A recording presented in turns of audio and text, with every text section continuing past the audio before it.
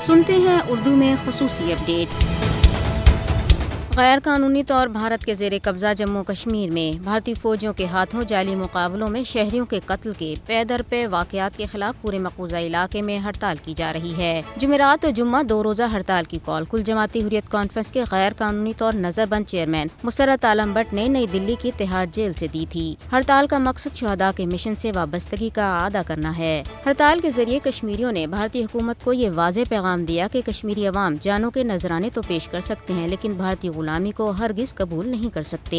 سری نگر کے علاقے حیدر پورہ کے بعد رام باغ میں بدھ کی شب بھارتی فوجیوں نے مزید 3 نوجوانوں کو جعلی مقابلے میں قتل کر دیا۔ عینی شاہدین اور جائے وقوع کی ویڈیوز کے مطابق بھارتی فوجیوں نے تینوں نوجوانوں کو کار سے باہر نکال کر گولیاں مار دی تھیں، جس کے بعد لوگوں نے سڑکوں پر نکل کر آزادی کے حق میں نعرے بلند کیے۔ غائبانہ نماز جنازہ کے بعد سوگواروں نے بھارت مخالف زبردست احتجاج کیا۔ نوجوانوں کو قتل کرنے پر بھارتی قابض انتظامیہ اور بھارتی فوجیوں کو شدید عوامی رد عمل کا سامنا کرنا پڑا۔ اس موقع پر کشمیریوں نے تحریک آزادی اور شہداء سے وابستگی اور وفاداری کا بھرپور مظاہرہ اور شہداء کے مشن کو کامیابی تک جاری رکھنے کا اعادہ کیا۔ کل جماعتی حریت کانفرنس، دیگر تنظیموں، حریت رہنماؤں، انسانی حقوق کے کارکنوں نے جعلی مقابلے میں شہریوں کے قتل کی شدید مذمت کرتے ہوئے بہیمانہ واقعے کی عالمی عدالت انصاف سے تحقیقات کا مطالبہ کیا ہے۔ مقبوضہ کشمیر میں جعلی مقابلے اور ماورائے عدالت قتل کشمیریوں کے حوصلوں کو توڑنے میں مکمل طور پر ناکام رہی ہیں۔ کشمیریوں کی جدوجہد آزادی شہیدوں کے خون سے لکھی جا رہی ہے اور حیدر پورہ اور رام باغ جیسے